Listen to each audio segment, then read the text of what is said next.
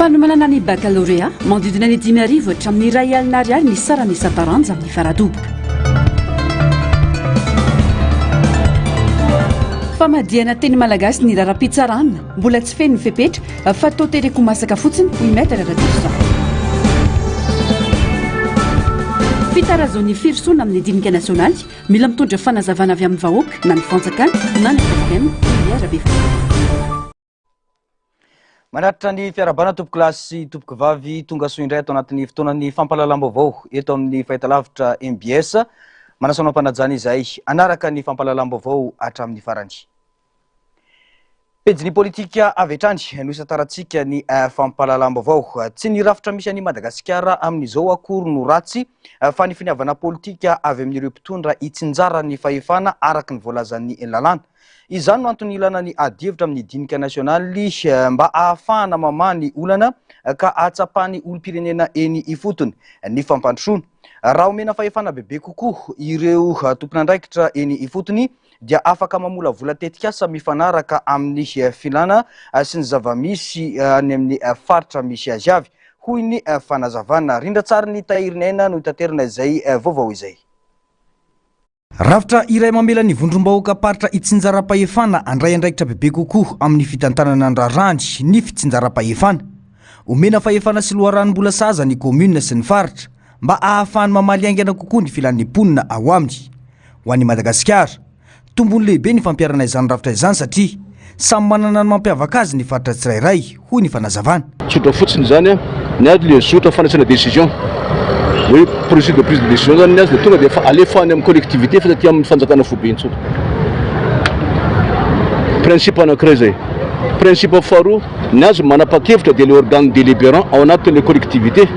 Ohatra zany ny conseil régional ho an'ny faritra, conseil municipal ho an'ny commune urbaine, conseil communal ho an'ny commune rurale, raha ireny zany le niveau na conseil provincial ho an'ny faritra. Raha ireny le atao hoe niveau na collectivité dia any efa mena azy amin'ny fahefana fa le organe délibérant ndreo manapa-kevitra fa le bureau exécutif kosa no manatanteraka an'izy.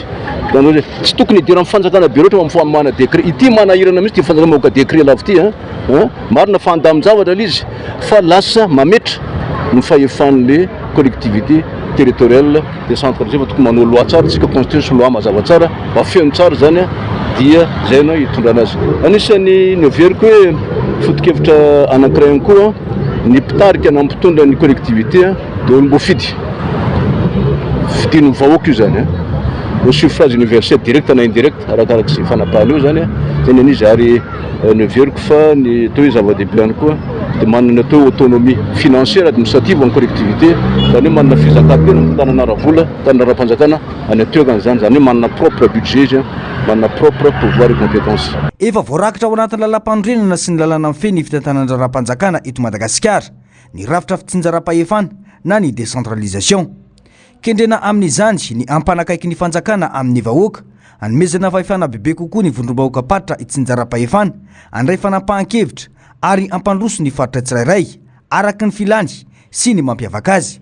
Na izany aza nefa maro ireo mahatsapa fa mbola tsy tanteraka izany fitsinjaram-pahefana izany na dia efa antaonany maro aza no ny resahana sy namolavolana azy. Ny tsy fisian'ny finiavana ara-politika no olana, hoy ny fanamafisana. Le mpitondra mihitsy mialatsiny aza amin'ny teny an'izany eto le mpitondra mihitsy ny tsy manana le volonté, le fitiavana, le conviction, le finiavana zany izara ny fahefana andefa ny fahefana makany amin'ny collectivité territoriale décentralisée. Zay izy tsy manana bonne volonté tandefa marina le fahefana sy le compétences, le pouvoir makany amin'ny collectivité territoriale décentralisée. Inona moa zany fahefana zany? Compétence ozy ateo pouvoir ary eo koa les moyens, les ressources financières et matérielles ilaina ametrahana an'izany. Processus zany na zotra zany zavatra zany tsy vita votivety fa mila manomboka. Fa le mpitondra teto amintsika miala tsiny aza amin'ny teny an'izay tsy natsapa loatra mazava-dehibe an'izay décentralisation fa io zany le efa tena atao dia misy atao décentralisation effective tena izy zany ary atosy zavatra zay araky ny tokony ho izy zay ny ilana ny conseil zany mikondo mikasika an'izany hoe namarina ary le fahefana ometsika andreo collectivité décentralisée reo mba isiny fampandrosoana marina. Raha tena misy ny finiavana politika ampiatra ny fitsinjaram-pahefana araka ny voafaritra ny lalam-pandrenana sy ny lalàna dia anovany endriky ny fampandrosoana eto Madagasikara izany. fa raha mbola avangongo aty amin'ny foibe kosa ny ankamarony fahefana sy ny loharanimbola dia hijanona ho fampanantenana averimberina ny fanampariam-pahefana ka tsy ho tsapany vahoaka eny fotony mihitsy hoy ny fanazavana. Vao makasika ny fikonan-doam-pirenena kosa indray dia mampametra-panontaniana ireo mpanara-baovao ny fahatarany ny firosona amin'ny fikonan-doam-pirenena. Na efa nambaraza fa ny FFKM no mitarika ny dingana ary ny fanjakana no manohana ny fanatanterana izany dia mbola tsy misy ny fanazavana momba ny antony mampikatso azy hoy ny fanamariana. Ny tsy fampiniserasera momba ny fikonan-doam-pirenena no olana hoy Eliara Bevahiny ka miteraka aia maro samihafa toy ny kajy politika ambadika hoy ny faneho-kevitra. Ny antsiprian'izay rindra tsara ny tahiriny aina atrany. Nanaitra ireo mpanara-baovao ny fanambarana navoaka ny FFKM omaly saingy mbola nanaitra ihany koa ny tsy niresahan'ny FFKM momba ny firosona makany amin'ny fikonan-doam-pirenena. Tsy atory voanjo adina amin'izany ireo ray aman-dreny eo anivon'ny FFKM hoy ny filohan'ny Antokotrikafo Nampatsia fa miandry ny fikonan-doam-pirenena ny vahoaka malagasy. Mila manazava ny tena zava-misy ka mampikatso ny firosona amin'ny votoatin'ny fikonan-doam-pirenena ny FFKM izay efa nomeny fanjakana mandahy hoy ny fanazavana. Ny be sy ny maro zany dia niandrandra tamin'ilay fanambarana nataon'ny FFKM fa hoe hivoaka avy eo zany ny daty na ny calendrier mazava tsara mahakasika ny concertation nationale. Tsy izay nefa aloha ny zavatra nisy fa hitantsika hoe mahakasika ny fangalarana olona teto amin'ity firenena ity zany nataon'ny FFKM. Ho manokana mampitarika ny Otrikafo sy ny Kafim sy ny mampanolotsaina ny fanavozana ihany koa moa zany dia mahatsapa ary mahita hoe tena ny akamaroan'ny malagasy dia miandrandra ny fiandehanan'ilay concertation nationale indrindrandrindra zany ny vokatra aterak'izay ka hoy hoe mbola tsy mandeha ilay concertation nationale androany fa miemotra matetika moa zany izy io dia hoy hoe ny mpitondra fanjakana aloha zany dia efa nanome mandat ny eo anivon'ny FFKM ary ny filohan'ny fanavozana manokana dia efa nilaza fa ny FFKM ihany no hitarika ny concertation nationale fa tantsoroka zany ny mpitondra fanjakana. Izy hoe mbola tsy mandeha le concertation nationale androany menimenina ny ampiray-tanindrazana. Izahay koa zany dia anisan'ny miandry fatratra ny eto amin'ny Otrikafo sy ny Kafim dia izy hoe ny zavatra tsy ampy ny fahitako azy dia le resaka serasera na le hoe communication mila fanazavana zany izy hoe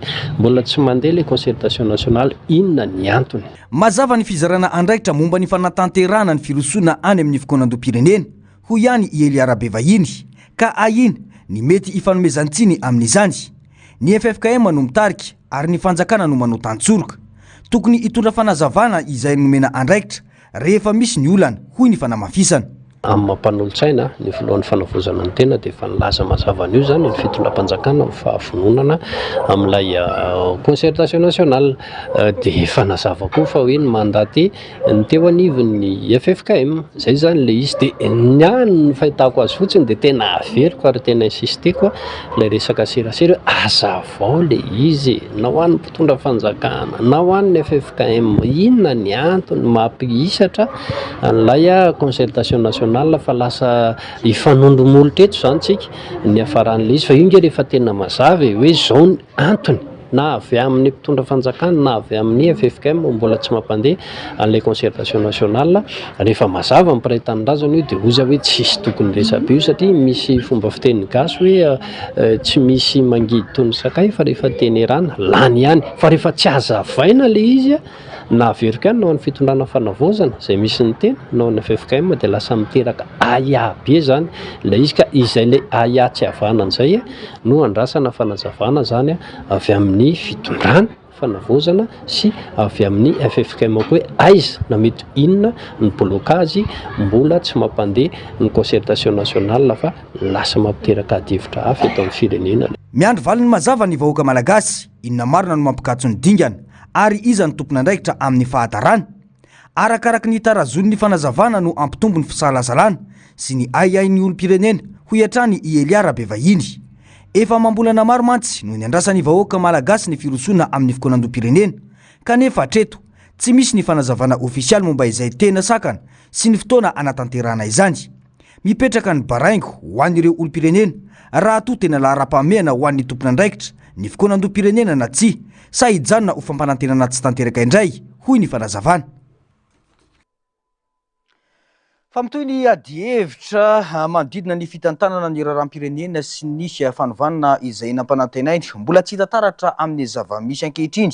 Ny tena fanovanana ny rasan'ny vahoaka hoy ny antoko Front de Libération Nationale na ny FLN.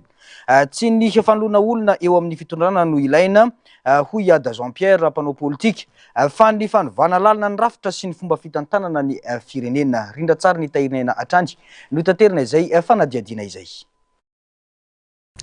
Rafitra efa losomoaka ny takin'ny vahoaka fanovana no hitondrana ny firenena amin'izao fotoana ka tsy mahagaga raha tratry ny samy mody variana ny rehetra hoy ny antoko Front de Libération Nationale. Toa ny mpitondra fotsiny no miova fa ny olana hatramin'izay mbola mitoetra daholo ihany fa mialevo fotsiny. Fahadisoana ny nanarahana ny didina avoaka ny fitsarana avo mba lalam-pandrenana fa ny fanapahan-kevitra tany am-boalohany nanaovana fanambarana nezinezina teny Ambotsirohitra no tokony ho lalakizorana raha samy vona hiaritra tamin'ny fanovana izay ho atao hoy ihany ny FLN. Dia niverina natelitsika indray ilay rafitra efa nalohantsika teo aloha zany dia tsy mahagaga itsika raha izao tsy tafavoaka izao satria maninona niverina tamin'ny tolona nataontsika izany hoe nametraka indray ilay rafitra tsy manjary teo aloha sy namerina indray ilay repoblika efa naloha ny fitondrana ankehitriny ka mazava ho azy tsy nisy zany ny fiovana rafitra, tsy nisy zany ny fiovana fahefana, tsy nisy fiovana fitondrana fa olona mitondra no niova ankehitriny zany. Ka tsy mahagaga tsika raha taraiky ohatr'izao. Akoatran'izay ihany dia ny mpitondra ankehitriny dia tena miondana tanteraka amina tahotra fotsiny zany. Ary tsika diso be manko manaraka an'ilay fanapahan-kevitry ny ACC, tena diso be tsika satria ny ACC dia tsy raha misy androm-panjakana anankiroa mifanolana dia ny mandamy manjay no asan'ny ACC fa tsy mametraka olona ho tendrena eo amin'ny toeran'ny olom-boafidy. Tsy manana an'izany fahefana zany ny ACC. Anefa zany no ekentsika amin'izao, zany hoe itsika zao dia mandeha amin'ny zavatra tsy ara-dalàna tanteraka. Ny toe-javatra amin'izay ankehitriny no isan'ny antony takiana sy nilazana ary nanaovana antso fa tokony olona vonina sy voataiza tao anatina antoko politika no tokony hitondra firenena. Taratry ny tsy fiomanana tamin'ny fandraisana fahefana ny zava-misy ankehitriny ka tsy manana lalakizorana mazava ivoahana amin'ny tena tanjona napetraka fa miaina amin'ny mahazatra manohy ny fitondrana teo aloha hoy ny fanazavana. Dia mazava ho azy fa izy tsy nanokam-panjakana, tsy nanana an'izany atao hoe projet de société na niomana amin'ny fitondrana ny tandrotra ny fanjakana dia tsy mahagaga zany tsika raha olona tsy niomana no mitondra antsika dia tsy tafavoaka mihitsy tsika. Izay no mahatonga azy tsy afaka manaraka inona satria tsisy fiomanana izy dia zay hevitra kely atolon'ireo firongony teo aloha sisa no tanterahany ka mahatonga atsika mandray fanapahan-kevitra hafahafa foana ohatra amin'izao. Dia tsy mahagaga raha ohatra misy ny insécurité sy ny zavatra rehetrarehetra satria tsisy programme, tsisy famatorana mazava amin'ny vahoaka ny fitondrana ankehitriny. Ny mahamaramila tsy midika mihitsy na be grade takin'inona azy ianao dia hoe hahay hitondra firenena tsy atompoko. Manana ny ainy izy dia ny ainy ny ara-tafika zany zay ny anarany ny ainy fa ny mitondra firenena tsy tafiditra ao anatin'izany. Ohatra ny tenenantsika foana hoe tsy tokony afangaro amin'ny raha hafa ny fitondrana fanjakana zany ka izy tsy niomana dia mazava ho azy fa tsy tafavoaka mihitsy izy eo amin'ny resaka momba ny fanapahan-kevitra politika rehetrarehetra. Anefa izy tsy manana ataontsika hoe mpanolo-tsaina politika fa mpanolo-tsaina teknika no ananana dia izay zavatra izay zany mazava ho azy tsy afaka hitondrana firenena ny teknika fotsiny. Tsy avany olana firenena ny fanoloana olona raha tsy arahina fanovana lalina eo amin'ny rafitra sy ny fomba fitantanana izany raha mbola manjaka ny fisalasalana sy ny tsy fahitana viana mazava hoy ny fanamafisany Ada Jean-Pierre dia ho sarotra ny ampino ny vahoaka fa tena mizotra mankany amin'ny fanovana nandrandraina ny firenena. Nisy ny noti navoakany teo anivon'ny primature androany milaza ny amin'ny fampiarana ny lalàna fikirakirana ny taratasy-panjakana amin'ny teny malagasy. Maika loatra ny fanapahan-kevitry ny fanjakana raha toka tena voankazy kiodidio ny raharam-pitsarana hoy ny mpisolo vava maître Rajerson Mamy Entso. Rindra tsara ny tahirina avy hatrany no hitanterantsika izay vaovao izay. Taona maro no nianarana ireo lalàna miantra eto Madagasikara amin'ny fiteny frantsay na ho an'ireo mpitsara na ho an'ireo mpisolo vava hoy maître Rajerson Mamy Entso. Mbola tsy misy voambolana malagasy azo andikana ireo teny sasany amin'ireo lalàna efa miantra hatrany amin'ny 2 arivo mahery eto amintsika koa fahadisoana ny fandraisana fanapahan-kevitra momba ny fandikana izany amin'ny fiteny malagasy indrindra eo anivo ny raharaham-pitsarana ho ihany ity mpisolo vava ity. Amiko manokana aloha zany a tena tsy mety ny fanapahan-kevitra iny ary tena amiko a resaka populisme fotsiny ny tena antony nandraisina ny fanapahan-kevitra iny. Ny antony de tsotra raha tsy resaka hoe ny jurisprudence izany hoe ny didim-pitsarana rehetrarehetra tany aloha de efa amin'ny teny frantsay daholo. Ny jurisprudence nefa amin'izao fotoana izao a de mbola ampiasaina eo anatrehan'ny fitsarana. Manaranaraka an'izay a ireo professionnel mpahay lalàna mpisehatra eo anatrehan'ny lalàna dia efa nianatra ny zay teny frantsay izay nianatra ny lalàna tamin'ny teny frantsay a teny amin'ny anjery manontolo. Hatreto aloha tsika mbola tsy manana voambolana manazava tsara ny terme sasatsasany a izay amin'ny teny frantsay. Ny lalàna eto amintsika de efa misy any amin'ny 2,000 mahery. Amin'izao ary mety efa 540 ny lalàna miatra eto amintsika. Amin'ny teny frantsay ny akamaroan'ireo, misy efa misy amintsika teny anankiroa fa ny akamaroan'ireo de mbola amintsika teny frantsay. Ahoana izany no ampiarina an'ireo lalàna ireo, an'ireo terme ireo eo anatrehan'ny fitsarana. Ankoatran'izay a ny ady rehetra atao ao amin'ny fitsarana dia efa amin'ny teny frantsay na ny modèle rehetrarehetra dia amin'ny teny frantsay. Tokony mitohizana aloha ny zavatra efa nisy mandra-pahafeno ireo fepetra azahoana miroso amin'izany ho iatrany ity mpisolo vava. Azo atao tsara ny manova sy mampiatra izany afaka 10 na 10 taona satria tokony hainga amin'ny fianarana lalàna amin'ny teny malagasy eny amin'ny anjerimanontolo izany hoy ny fanamafisana. Izany hoe fepetra io mety hoe azo tanterahana afaka 10 taona ohatra na 10 taona ohatra fa atomboka aloha zany de nizao any amin'ny anjerimanontolo ny fianarana ohatra droit constitutionnel ny rehetrarehetra momba ny lalàna zany izay ianarana any amin'ny anjerimanontolo de efa atao amin'ny teny gasy fa tsy forsena zany ilay olona hoe aty amin'ny anjerimanontolo izy a hianatra amin'ny teny frantsay a tonga eo amin'ny sehatry ny asa izy a tonga de ho tapohana tsy maintsy iteny malagasy. Marina hoe misy malagasy sasany sahirana amin'le teny frantsay, marina zany.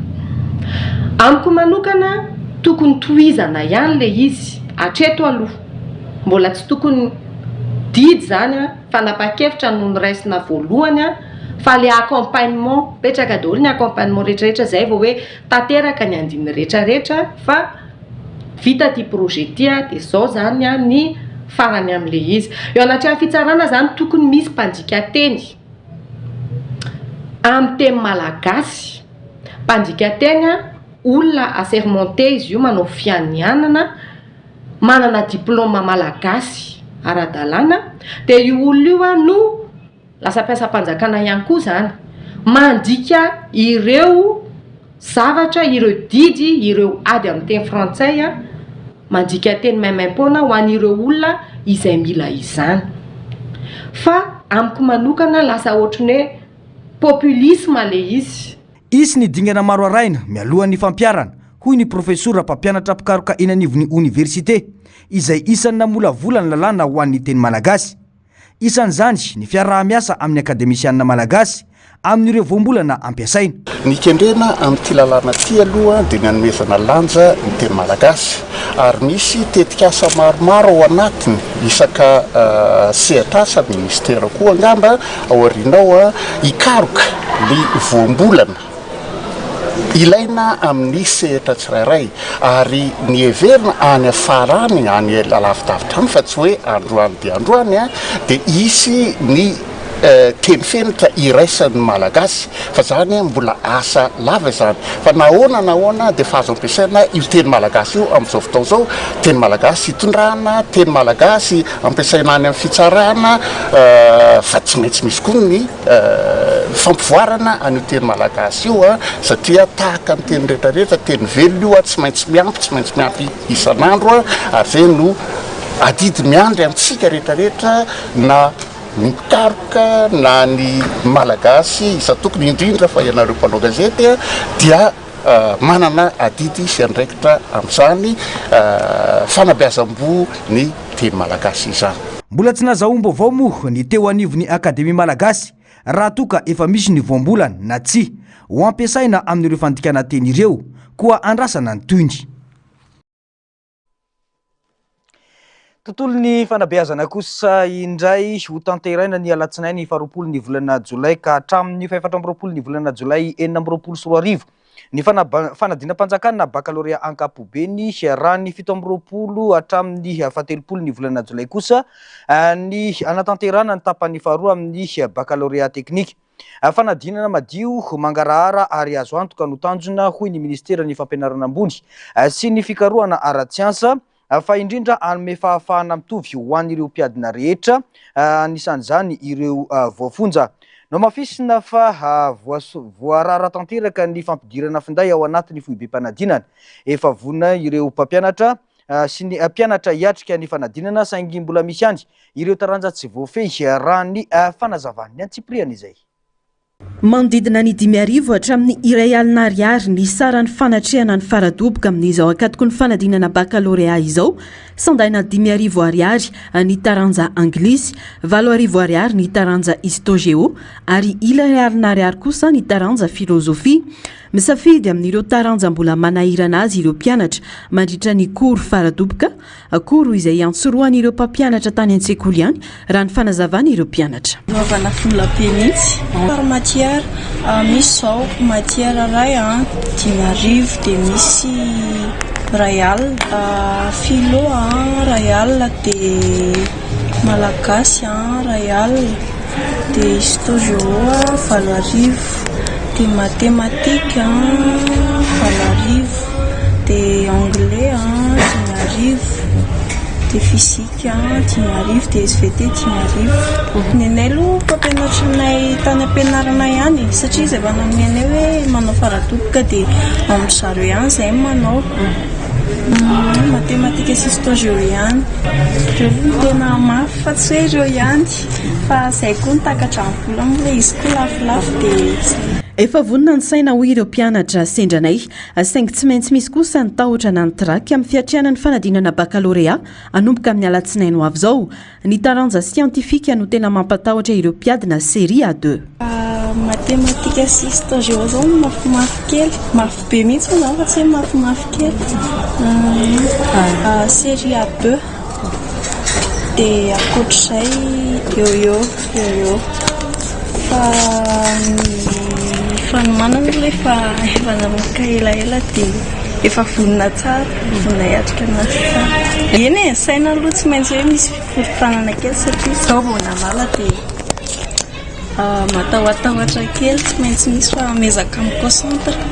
Sarotra ho an'ireo sokajy literaira kosa ny taranja filozofia sy ny histo-géo ho an'ity tovolahy iray dia niezahany natrehana daholo ireo taranja rehetra. Somary manao sarotra kely anay dia eo amin'ny matière littéraire satria nenay izany hoe matière scientifique supplémentaire dia tsy mampanina anay ihany manao anazy fa ny filozofia dia ny histo-géo zao somary manahirana satria tsy hita hoe inona ilay miditra any nefa lesona maro be dia izay somary tsy afantarana an'ilay izy dia manahirana anay ilay izy amin'izao. Ny zahana atao daholo aloha fa raha ohatra hoe misy tsy fahafahana kely dia matière de base tsy maintsy atao satria mbola mivampitso zao mbola misy ny raha ohatra hoe laza fotsiny histo-géo sy filozofia dia matière de base ny zahana atao satria mahafahana maximiser an'ilay tena mivaky. Tsy maintsy misy ny stress amin'ny maha-olombelona tsy maintsy misy kely fa dia zahana atao tsara be manome maximum dia mino fa vita dia mandandra vavany tsara moa manao satria efa hiafotaona ny manina dia mino fa afaka izay matsara. Tsy mankany an-tsekoly tsony ireo mpianatra amin'ny kilasy famaranana ho an'ireo sekoly tsy miankina sasany efa voazary ireo taratasy fiantsoana. Ny sekoly Rossignol moa izany amin'izao akatoko ny fanadinana baccalauréat fanadinana-panjakana izao dia dia efa manomakomana ny mpianatra hiatrika izany fanadina izany na ara-tsaina na ara-panahy na ara-batana. Efa azo daholo ny convocation ny ankizy efa nozaraina daholo moa fa tamin'ity herinandro roa herinandro ity farany ity zahay dia nanao faradoboka kely ho an'ireo mpianatra anala baccalauréat. Mbola tena araka ny teniko teo mbola ao anatiny zao zay manao faradoboka kely fampianarana izay kipitsopitso ny sisany izany moa no omena ny mpianatra amin'izao dia mbola ao anatiny zao zay.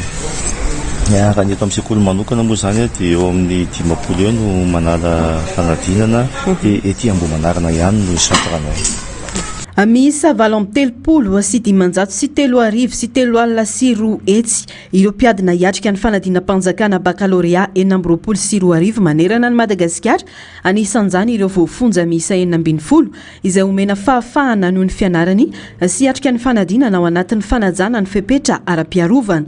Ho fiantohana ny fahatomombanany fanadinana dia nanamafy ny fepetra ara-piarovana ireo laza adina ny Ministera ny Fampianarana ambony sy ny fikarohana ara-tsiansa miaraka amin'ny polisy pirenena. Anisan'ny paikadina petraka ny fanaraha-maso ny tambazotra nomerika ahitana sy sorohana ny fiparitahany laza adina santoka ny vaovao diso ary ireo ezaka rehetra mety hiteraka osoka mandritra ny fanadinana. Araka ny antontanisana avoaka ny Ministera ny Fampianarana ambony sy ny fikarohana ara-tsiansa hatrany dia 7 sy 4 sy 4 sy 4 etsy no hiatrika ny baccalauréat ankapobeny ary 7 sy 7 sy 1 kosa ny baccalauréat teknika. Atao izao ny fizaran'ny mpiadina isaky ny sokajy. Série A2 7 sy 7 sy 3 sy 3 sy 1 etsy. Série D 7 sy 9 sy 7 sy 2 Série L 7 sy 7 sy 7 sy 1 Série S 7 sy 7 sy 5 sy 1 Série A1 7 sy 7 sy 2 sy 1 ny Série OS 7 sy 7 sy 1 sy 1 baccalauréat teknika 7 sy 7 sy 1 Série C 7 sy 10 sy 1. Miantso ireo mpiadina sy ireo ray aman-dreny ny tale jeneraly ny fampianarana ambony mba hampandre avetra ny tompon'andraikitra raha mahita tranga mampiaya na maharetsao momba ny fiparitahany laza adina mba hafana manao fanamariana sy mandray fepetra aingana. Mbola eo amin'izay tontolo ny fanabeazana izay hatrany zava-dehibe ny fahaizana manabe ny ankizy sy ny tanora ao anatin'izao vanim-potoana iainantsika izao. Samy miaiky ny rehetra fa sarotra ny fanabeazana amin'izao fotoana noho ny antony maro samihafa. Samy manana ny anjara andraikiny na ny fiarahamonina na ny ray aman-dreny noho izany mila mandray ny andraikitra manandrify sy tandrify azy ny tsirairay raha ny fanazavany ireo mpanabe. Narcisy Karazafy sy mbola avatsara no mitatitra ny antsipriana izay. Avokatry ny fanantontolona miasarotra ny fitezan'ireo ankizy tanora amin'izao fotoana raha ny fanazavana ireo mpanabe sahirana sy repotra ny akamaroan'ireo ray aman-dreny kanefa mila alaina namana ireo ankizy indrindra ny tanora manoloana ny zava-misy mila ankinina amin'ny olona matianina ny fitaizana zaza ary indrindra tsy tokony ho adino ny fanabeazana ara-pinoana. Nenahako izany ny teneniko hoe alaitsika namana aloha zanakitsika dia mbola kely. Tena io manomboka any amin'ny base. Le toetsaitsika mihitsy mila tsara fototra. Zay zany tiako resahana hoe aleo any amin'ny tsara fototra satria misy ireo ankizy ny ray aman-dreny variana miasa dia avela fotsiny ao an-trano dia ny télé sy ny mpanampy ny manabe. Nenazy zany dia averiko ombieny foana rehefa miresaka hoe atero any amin'ny crèche ny ankizy any misy emploi du temps any dia any izay koa atsara mihitsy amin'ny fivavahana izany hoe aleo manaraka an'izay voalazany fampianarana araka sekolelahady sy ny ara-baiboly sy ny sisa ny hitazantsika ny ankizy toy izay hoe avelan'ny télé sy ny fanantontolona no mampianatra ny zanantsika. Manomboka ny kilasy faha-enina ka hatramin'ny kilasy faha-5 no tena sarotra ny fanabeazana ny ankizy. Tsy tokony ho ankinina amin'ny mpampianatra any an-tsekoly irery nefa ny fanabeazana fa hiaraha misalama amin'ireo ray aman-dreny ho ihany ny fanazavana. Ny ankizy tena sarotra tezaina eo amin'ny manomboka izy miditra 6e hatramin'ny 3e. Hoe zany le ozy tsika hoe miditra ado le ankizy dia sarotsarotra mihitsy no miresaka aminy dia eo no mila maka ny fony araka ny teneniko teo tena hoe tsy maintsy miresaka inona ny ataony tsy avela mitokatokana izy andao hiaranao sakafo andao hiaraka andeha hivavaka andao mila resahanao izy nandrary izy tena hoe hidiny ny chambreny fa tena hoe mila akaikezina tsara ilay ankizy. Mety ho an'ny sehatra ny fanabeazana ny fanapa-kevitry ny fanjakana nampitsahatra ny trankala mpandefa horonan-tsary mamofady mampiena kokoa ny filan-dratsy sy ireo ohatra tsy azony ankizy alaitaka raha ny fanazavana samy manana ny anjara ndraiky na ny fiarahamonina na ny fianakaviana na ny mpanabe raha ny fanazavana ihany. Miadiny hoe reto ankizy kely reto nia dia tena n'olombelona kely tena tsika ihany fa kely mbola ao anatina fialebiazana mbola betsaka ny zavatra tsy hainy ary mbola mila izy fiarovana manokana dia tsy hoe tsy ampy ny fandraisana andraikitra fa miadino angambany hoe manana andraikitra daholo itsika rehetrarehetra dia mila miaraka anisany ho anay manokana zao ho an'ny association pour la sauvegarde et protection de l'enfance tena nahafaly anay zao na dia tsy nangatanay manokana raha ny hoe fepetra nyraisin'ny fitondram-panjakana tamin'ny hoe le momba ny resaka video mamofady iny horonantsary mamofady satria zao natony tenenanay hoe nakasitraka an'ilay izy zay maneny reny ny filan-dratsy ao anatin'ny olona satria raha ny salanisa azo dia mbola betsaka ny manaonao fahatany manao an'ireny herisetra aranofa amin'ny ankizy ka ho anay efa miaina ny fijerevana olan'ireny olona-tsary mamofady ireny dia manena ny filana ratsy ary mba mitombo manana fanantenana zany mitombo indray aloha ny fiahinan'ny ankizy. Mila jerena miaraka ny fiahinan zaza sy ny tanora na ny fanabeazana zany na ny fiarovana azy ireo tsy hiara-ny herisetra tokony tsy omena vahana ny fanapotehana ny zaza malagasy raha ny fanazavana. Mbola eo amin'izay tontolo ny fanabeazana izay hatrany ankizy eo anelanelany 12 hatramin'ny 17 taona 5 mahery no tsy mianatra intsony ao Vondrozo faritra Atsimo-Atsinanan'ny Madagasikara. 750 amin'ireo no tsy nandihy fianarana mihitsy hoy ny UNICEF Madagasikara. Raika amin'ny fitopolo isan-jato ny tany fialana andarana an-tsekoly eto amintsika. Maro ireo antony mitarika izany fa lehibe indrindra dia ny fanambadiana aloloatra. Azo atao tsara ny fahafanjazavavy anorona ny hoaviny lavitry ny herisetra sy ny fanambadiana aloloatra hoy ny fanamafisana rehefa omena fahaiza-manao. Natsangana manoloana izany ny ivotoeram-piofanana arakasa ao Vondrozo vatsiny UNICEF France vola. Ivotoeram-panofanana arakasa na CFP manome fiofanana momba ny fambolena, fandraharana ary fahaiza-miaina ho an'ireo zatovovavy nitsoka andarana tany an-tsekoly mba ahafahan'izy ireo maleo tena sy manangana ho avy tsaratsara kokoa.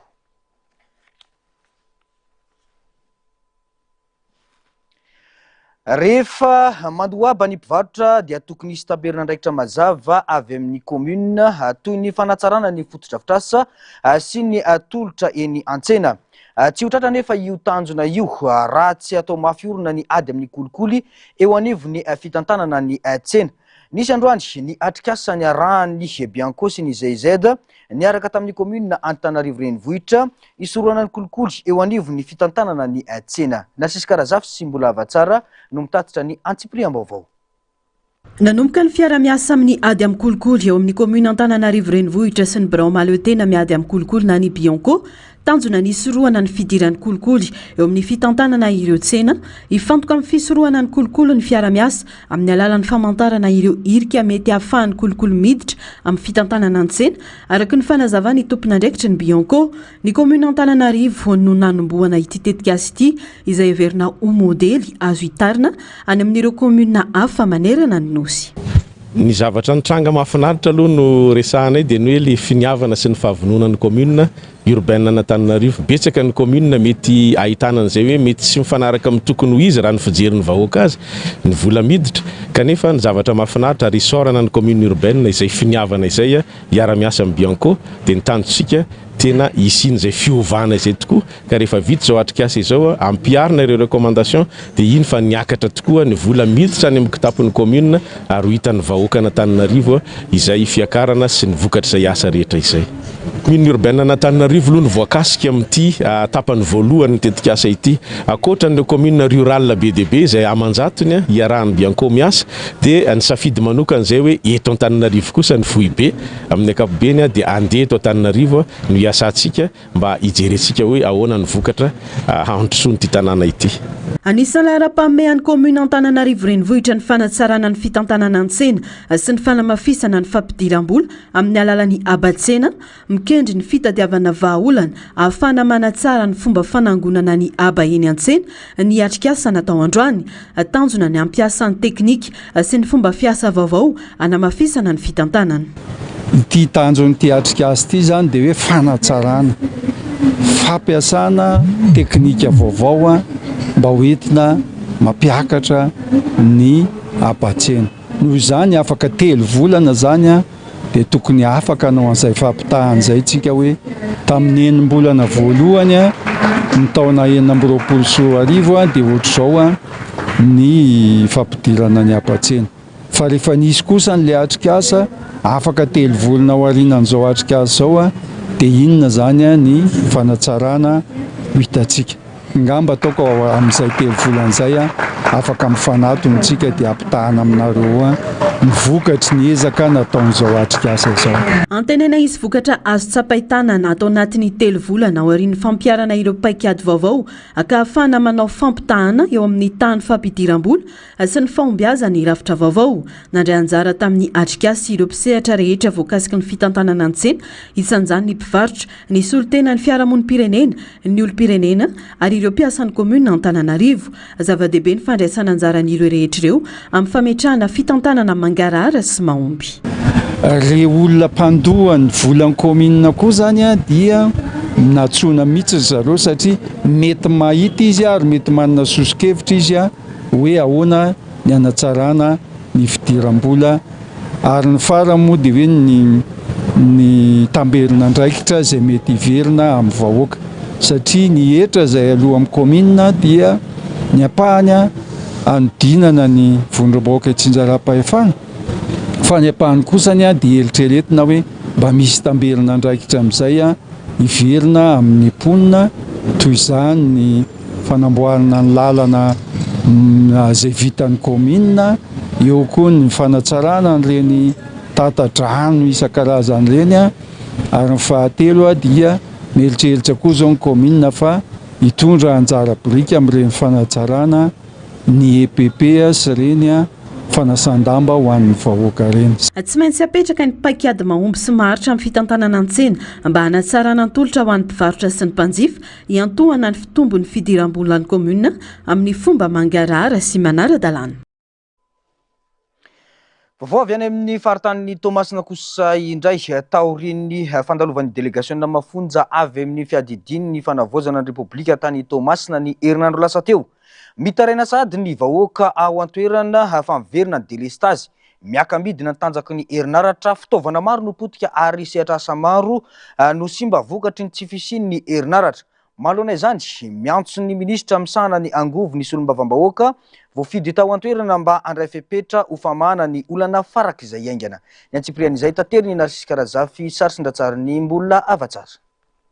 Velotarainy ireo mponina ao Tomasina manoloana ny tsy fisian'ny jiro any an-toerana, mikorotana tanteraka ny fomba fiasan'ny jirama ary tsy voara-maso ireo orinasa mpamatsy herinaratra mpiara-miasa aminy raha ny fanazavany mpiaronjony mpanjifa tsy mahavita mamaly ny filan'ny mponina ireo mpiara-miasa amin'ny orinasa jirama ireo ka mila andraisana fepetra raha ny fanazavana ihany. Fornisarany zany kanefa n'izany mamenatra sy manala baraka ny mpitondra firenena ny zavatra izay miseho satria tahaka ny hoe mamaolana ny fitondrana nefany rehefa aveo zavatra hafa indray no mipotra. Inona ny antony zany mbola hitazomany orinasa jirama sy ny fitondrana malagasy ny fournisseur izay miara-miasa amin'ny jirama raha tahiny ka tsy mahavita ny tolotra izay a tokony homeny ao anatin'ny fifanarahana izay ifanaovany rotota. Jeu de lumière zay ny zavatra iainan'ny mpanjifa. Betsaka ny fitaovana potika satria tsy harianana stabilisateur avokoa ny isam-batan'olona ny anatin'ny tokantrano any. Zavatra potika izay mbola tsy fantatra na oneran'ny orinasa jirama izany rehetra izany na ho jerem-potsiny sanatria. Eo ihany koa ny tsy fananana ny isam-batan'olona groupe any anatin'ny tokantrano tsirairay avy any, mikorontana ny fivelomana, ao ny tsy salama, ao ny asa tapaka tanteraka tsy afaka ny anao an'le asa no zany rehetrarehetra zany. Herinandro tao aorian'ny fandalovana sy ny fampanantenana nataon'ny mpitondra tany an-toerana dia miverina sahady ny délestage. Noho izany mitaky fanazavana avy amin'ny ministry ny angovo hoy ny solombavambahoaka voafity tao Tomasina Roland Ratsiraka. Mila famatsiana herinaratra maharitra sy azo antoka amin'ny tanànan Tomasina satria misy fiantraikany mivantana amin'ny fiainan'ny mponina sy ny fampandehanana ny asa aman-draharaha ny délestage raha ny fanazavana. Dia nanao fanambarana moa ministry ny angovo sy akoranafo hoe manomboka amin'ny latsinainy tsy isy tsony délestage, tapitra ny délestage. Zay zavatra zay dia anisan'ny zako ny voy an'le izy satria teo akaikiny mihitsy ako ary nanao kabary izy ary ny filohan'ny fanavozana koa ny teny an'io. Ankehitriny nefa le délestage mitohy nomaly alina androany dia ataoko angamba fa anjara ministra ny angovo sy akoranafo manao fanambarana ho an'ny vahoaka ny Tomasina fa tsy rariny zany. Misy zavatra ny teneninao dia mivadika zavatra hafa le izy anjara manao an'izany. Henoko moa izy hoe lasa niampita ny kana niampita, misy ny WhatsApp, misy ny Zoom, misy zay tianao fa tsy maintsy mila fanambarana mivahoaka ny Tamatavy, tsy azo ekena hoe nanambara za anisan'ny voy an'izay hoe tapitra ny délestage manomboka amin'ny latsinainy ary koa amin'ny farany volana dia be loatra ny mégawatt mihoatra ny tadiavina. Zay zavatra zay tsy maintsy asiana fanazavana adidy sy andraikitra ministra manazava an'izany. 120 isanjato ny trano ao Tomasina no mbola tsy tafaverina amin'ny laoniny ny herinaratra atao aorian'ny fandalovan'ny Rivodoza Gezany. Mbola tsy nahazo fanampiana betsaka mihoatra ireo voaray atao aorian'ny fandalovan'ny Rivodoza Gezany Tomasina raha ny fanamariana. Zay isorana ny olona rehetra nanampy amin'ny Tomasina. Mbola tsy nahazo fanampiana takoniny Tamatavy tanatin'ny tantaran'ny Tamatavy hatramin'izay nalany any tenako somba vahoaka na ben'ny tanàna. Ny tranon'olona mbola misy tsy tafaverina amin'ny laony mazava loatra satria le olona sahirana mbola misy eo amin'ny 100 na 20 isanjato ny trano mbola tsy tafaverina amin'ny laony hatramin'izao fa mandeha mendalana eo dia raha mamerina voakasitrana ny olona rehetra nanampy anay sy organisme rehetra nanampy anay. Ilaina trano ny fanohizana ny asa fanarenana sy ny famahana ny olana herinaratra mba ahafahan'ny mponina ao Tomasina miverina tanteraka amin'ny fiainana andavanandro sy hampandroso ny toe-karen'ny faritra ho ihany ny fanamafisana. Vao makasika ny tontolo iainana kosa indray nomena ho tantanin'ny fikambanana mitsinjo ny faritra arovana Torotoro fotsy ary andreketan'ny fikambanana natiora ny fitantanana ny faritra arovana manjaka tompo Ankaratra. Natolotry ny ministeran'ny tontolo iainana sy ny fandrosoana lovain-jafy tamin'ny fomba ofisialy ny taratasy fampafantarana ny fanomezana andraikitra amin'ny fitantanana ireo faritra arovana ireo ho fanamafisana ny fitantanana maharitra izany. Samy miara-miasa akaiky amin'ny vondrom-piarahamonina eny fotony ireo fikambanana roa ireo ankoatra ny fiarovana sy ny fitandrona ny arena voajanahary dia lahara-pameana ho azy ireo ny fanatsarana ny fotom-piveloman'ny mponina sy ny fampandrosoana ny fari-piaina ny fiarahamonina manodidina ireo faritra arovana ireo.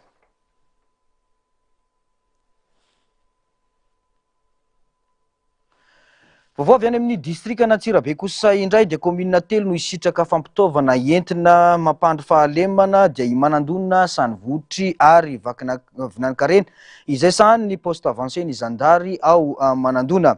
Ny fiarahamentany samy malagasy no ahafana mampandry fahalemana raha ny fanazavana ny tompona andraikitra tao an-toerana.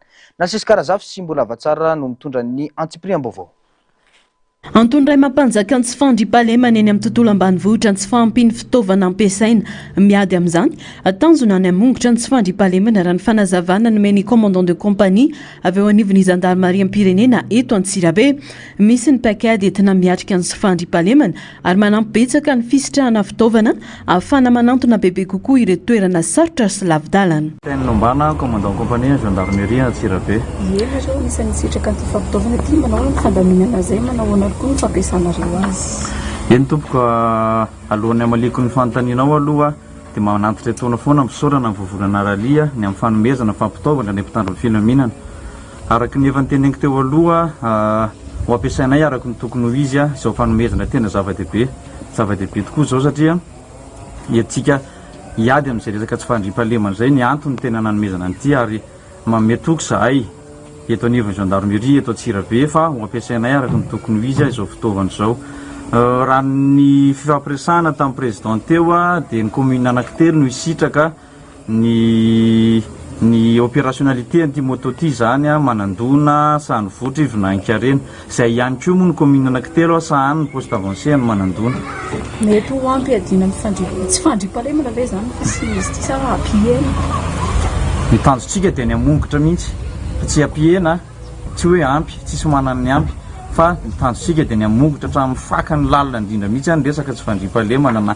amin'ny ho ataoko amin'ny teny baika sur toutes les formes na tsy fandriam-pahalemana ny amin'ny endriny rehetrarehetra dia ho ataontsika ho ampiasaintsika entana mongorana an'izay resaka tsy fandriam-pahalemana izay mihitsy a ny opérationnalité an'ity moto ty efa nyresaka an'izay resaka tsy fandriam-pahalemana izay ihany ianao hita ihany koa ny fahasarotana ho an'ireo commune sy ny fokontany sasany amin'izay resaka hoe tsy fandriam-pahalemana izay inona no mety hoe paikady zany efa misy paikady tsy olazaiko eto ny paikady fa lasa miparitaka ilay paikady ho ampiasaiko efa misy paikady ampiasa ataonay a amin'ilay gendarmerie de proximité no ilazana anazy zay fotsiny aloha no mo ilazana anazy a fa misy paikady ao anatin'izay gendarmerie de proximité zay miezaka manakaiky vahoaka trany amin'ny farany lavitra indrindra ary mifanojo indrindra amin'izay ny fanazahoana n'ity moto ty satria moramora kokoa ny asa zany amin'izay fanakikizana vahoaka zay a eo ihany koa ny fanaovana fantana maro fandriam-pahalemana afahana manakaiky ny vahoaka mifampiresahana ny vahoaka amin'ny maharary anazy amin'ny resaka tsy fandriam-pahalemana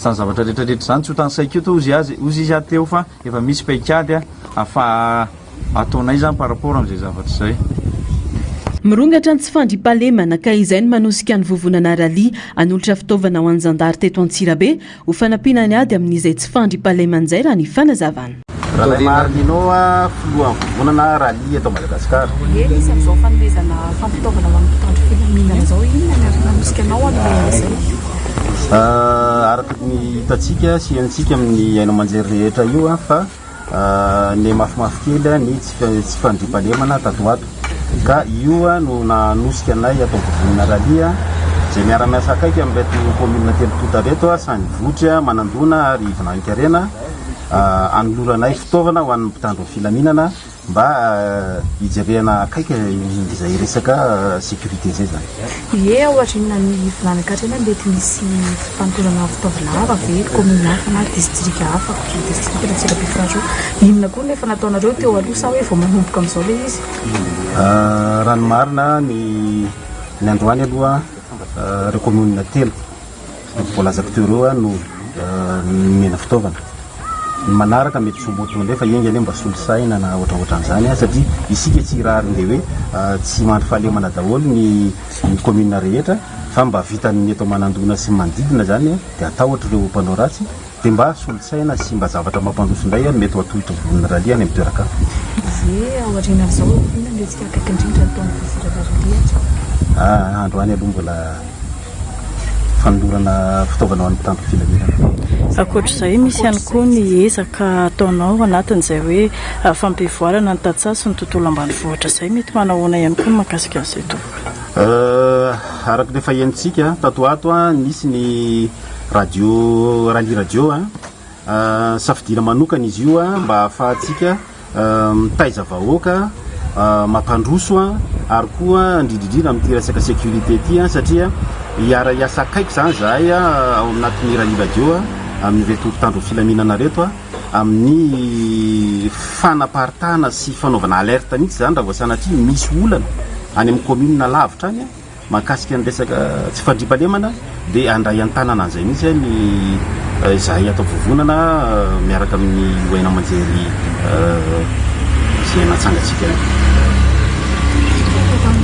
no natolotra ity vovonana ity ho an'ny zandary teto Antsirabe mila fandraisana anjarany sehatra tsy miankina ny fanampiana ireo mpitandro filaminana amin'ny fanatanterahana ny asany hoy ny fanehoan-kevitra vovoany fanatanjahantena lavy ny ekipa Espagnola tamin'ny isa roa ny ohatra ny ekipa frantsay omaly nandritra ny lalao manasadarana voalohany tamin'ny fiadinany amboara eran-tany amin'ny taranja baolina kitra. Eo Arzabal no nanakobana voalohany arato teo amin'ny minitra 4 ary nampiny Poroy isa iray zany tamin'ny minitra 9.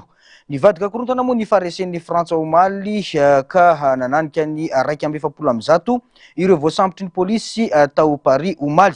Hotontosaina ny olona amin'ny kianjany Atlanta Etats-Unis kosa ny lalao manasadalana fiadinany amboara eran-tany andro faharoa ionan'ny Frilion any Angleterre sy Albi Celeste any Argentine tompon-daka farany. Lalao amantarana ny ekipa ifanandrana amin'ny Rosa amin'ny lalao famaranana ataony alado avy izao io. Ratsahivina efa nisy ny fionana teo amin'ny ekipa rotonta 70 taona lasa izay tamin'ny lalao ampahefadalan'ny mondial 770.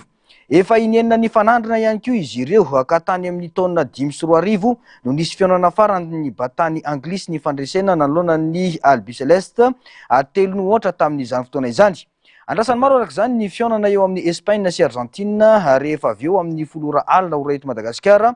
Fionana izay everina ho goavana manoloana ny traikefa anana ny rotonta. Mbola anana lalao iray amin'ny fiadin-toerana kosa ila Frantsa taorian'ny fareseny omaly io.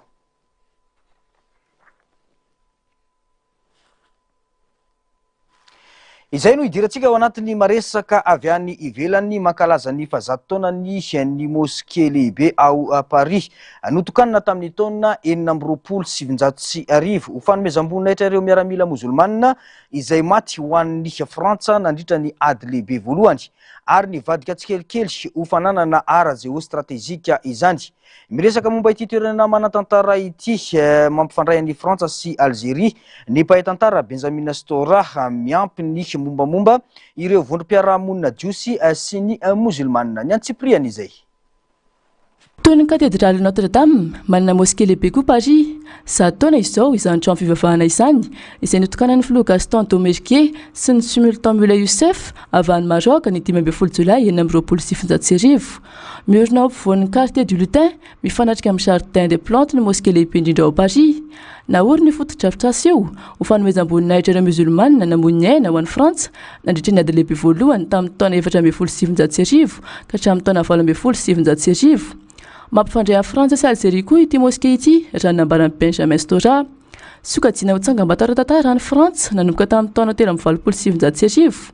Aingam-panahy avy amin'ny lapa arabo andalousiana, loharano, kianja filalaovana ary tailaz Élysée no sikirin'ny ireo mpanao asa tanana marokana tonga tany amin'ny taona 2024 nanorenana azy. Tamin'ny ady lehibe voalohany, vitsy ny toeram-pivavahana ho an'ny silamo tao Paris ka naorina tsikelikely ity toeram-pivavahana ity. Nisy nanohitra ny tetikasa fanorenana tamin'ny taona 2027 sy tamin'ny fitokanana azy tamin'ny taona 1927 izay nifanindry tamin'ny fananganana ny étoile nord africaine na ny UNA. Fikambanana voalohany manohana ny fahaleovan-tena indrindra fa i Messali Hadj izay nolazaina fa ilain'ny fitiavan-tanindrazana algériana ran-tantara. Na dia teo azy izany rehetra izany ny 12 Jolay 1927 tafajoro ihany ity mosquée lehibe ity ho fahatsiarovana ireo musulmana rahetsy namoiaina tamin'ny ady-tany Lamarne, Argonne, Verdun sy ireo toeran-kafa. Makasika ny ady ao Moyen-Orient kosa dia mitombo ny fifandonana eo amin'ny États-Unis sy Iran manao fanafiana vaovao tamin'ireo toby miaramila iraniana i États-Unis ary namaly izany tamin'ny fanafiana ireo tombotsoan'ny États-Unis sy ireo mpiaradia amin'ny Iran. Raha vokatra izany ny fifanarana natao mba ampitsarana ny ady sy ny anokafana indray ny andiran-dranomasiny Hormuz. Mampitombo ny ny amin'ny mety hitarany ady izao toedrara izao izay mampiakatra indray ny viditsolika maneran-tany ny antsipriany izay. Mitombo hatrany ny disadisa eo amin'ny États-Unis sy Iran no tafen'ny États-Unis ireo toby miaramila iraniana ka lasibra tamin'izany ireo fitaovam-piarovana eny amorontsiraka, ireo toerana fitehirizana sy fandefasana balafomanga ary ireo fitaovana ara-tafika an-dranomasina. Araka ny fanajavan'ny fitondrana Amerikanina, natao ny fanafiana mba tsy ahafahan'ny Iran manohy toerana fivezivezen'ireo sambo mifamoivoy ao amin'ny andiran-dranomasina Hormuz izay lalana tena manandanja maneran-tany satria ireo polisy an-datony solika sy entina midy eran-tany mandalo ao. Namaly izany fanafiana izany Iran ka namely ireo toerana sy ireo tombotsoan'ny États-Unis ary ireo firenena mpiaradia amin'ny any Moyen-Orient. Anisan'ny voakasika izany Bahrain ary nisany koa ny fanafiana natao tamin'ireo sambotaritra solika mifandray amin'ny Émirats Arabes mitambatra. Noho ireo fifandonana ireo, zava ny fifanarahana vonjy-maika natao ampitsarana ny ady sy ny fanokafana indray nandiran-dranomasina Hormuz. Ankoatr'izay, nanambarany filoha Amerikana Donald Trump fa averina indray ny sakana ara-barotra amin'ny Iran ary nambarany fa mety hampandoavana vola ireo sambo rehetra mandalo amin'ny andiran-dranomasina Hormuz. Mampitombo ny era-tany izao toetra izao satria atahorana ny fitarana ka ivadia ny ady lehibe manerana ny Moyen-Orient. Izy fiantraikana amin'ny toekarena maneran-tany koa ny ady ary ampakatra amin'ny vidin'entana sy ny vidin-tsolika any amin'ny firenena maro izany. Dao kosa indray ary rahantsika ireo tranga hafakely maneran-tany. Trondro tena misy fantatra amin'ny anarana siantifika hoe Ococephalus dajoini ny poisson chauve-souris, hita indrindra amin'ny nosy Galapagos sy ny morontsiraka Pérou ity karazana trondro ity. Tsy mitovy amin'ny trondro mahazatra ny poisson chauve-souris satria fisaka ny vatany ary tsy dia mahay milomano. Mampiasa ny vombony eo anoloana izy mba hivesivesena eny amin'ny fanambaniny ranomasina ka toy ny hoe mandeha. Mampiavaka azy ny molomena mamirapiratra izay manampy azy hisarihana vady mandritra ny fotoam-pananahana. Manana taova kely eo amin'ny lohany antsoina hoe irisioma ny poisson chauve-souris ary ampiasaina hisarihana remby toy ny trondro madinika sy ny crustacé izany. Na dia hafahafa endrika aza ny poisson chauve-souris dia tsy mampidi-doza ho an'ny olombelona. Mandany ny ankamaroan'ny fotoanany miafina eny amin'ny fanambaniny ranomasina koa ny poisson chauve-souris. Ny requin lutin kosa na Mutucurina hostonia dia iray amin'ireo atsantsa tranainy indrindra mbola velona ankehitriny. Antsoina hoe atsantsa préhistorique ny requin lutin satria efa nisy hatramin'ny 520 tapitrisa taona lasa. Mirefy 3 ka hatramin'ny 4 metatra ary mety hatratra 9 metatra sasany ny requin lutin. Lava sy fisaka ny oriny ary manana nify maranitra sady lava izay afaka mivoaka tampoka rehefa misambotra remby. Mavokely na volondavenona manjavozavo ny lokony ka mahatonga azy anana endrika hafahafa toy ny biby efa nanabakabaka. Miainana amin'ny faritra lalina be anaty ranomasina any ary miada-pihetsika ny requin lutin ka tsy mampidi-doza ho an'ny olombelona. Na dia zara raha hitan'ny olona aza ny requin lutin dia isan'ireo biby mampitolagaga indrindra ao amin'ny tontolon'ny ranomasina. Tapitra ny fampahalalam-baovaontsika tompoko lasy sy tompoko vavy mankasitraka anao nanaraka izany hatramin'ny farany ankasitrahana hatrany ny teknisiana sy ny namana mpanao gazety niaraka nanatontosa izao fampahalalam-baovao izao azadiny fa misy hatrany ny fitantarana mivantana ny lalao baolina kitra ho an'ny mpahefadalana izay tanteraina amin'izao fotoana izao ao amin'ny onjapeo MBS moa no anatanterahany ekipa rehetrarehetra eto amin'ny fahitalavitra sy ny onjapeo izany. Manasana hatrany anaraka ny fahitalavitra sy ny onjapeo MBS mametraka ny soavatsara veloma tompoko.